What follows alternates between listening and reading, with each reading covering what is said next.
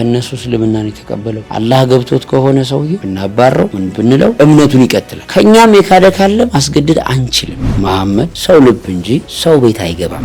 የፖለቲካ የማህበራዊ ቴክኖሎጂካል ሳይንሳዊ ምናምን የምንላቸው ደግሞ የህዝቦች ታሪክ ውስጥ አሻራቸዋል እንጂ አሁን ለምሳሌ እንደ ታላላቅ የተባሉት እና አሌክሳንደር፣ ጁሊየስ ሲዘር፣ ናፖሊዮን ተነስተው የሆነ ጊዜ ያክል የሆነ ኢምፓየር ሰርተዋል። ግን የሰለጠነ ማህበረሰብ ነበራቸው፣ መሰረት አላቸው። ግን ያልሰለጠነ አካባቢ ውስጥ ተነስተህ የሰለጠነ ህዝብ ፈጥረህ ስልጣኔዎችን ማሸነፍ ኦድ ያደርገዋል።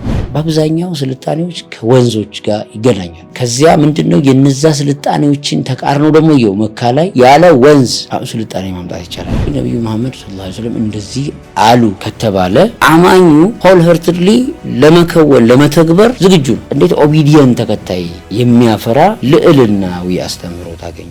የበረሃ አበባ ሆነ የለም ድንገት ብርሃን መሆን የእውቀትና የትምህርት የጥበብ ብርሃን መሆን ፐዝል ነው በራሱ። እንዴት የሚል ጥያቄ ይፈጥራል። የአንተን ስብዕና የአንተን ክብር የሚያዋርድ የሆነ አካል ግን ይኸው ሲመጣ ለሱ የምትሰጠው መልስ አቻ ነው ወይንስ ብልጫ አለው?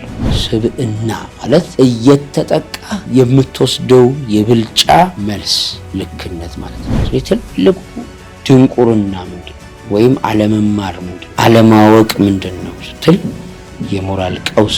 ሶስቱም ተቀምጠው ሙስሊም፣ አይሁድ፣ ክርስቲያን የመጀመሪያ ስራ የሰሩት የመዲና ኮንስቲቱሽን መጨረሻ ላይ ማጣፊያ አጥሮት ሚስቱ እንኳን በዚህ በረሃ ጥፋ ስትለው በቃ በአቡ ሱፊያን ቤት ያለ ሰላም ነው ብሎ ይቅር ማለት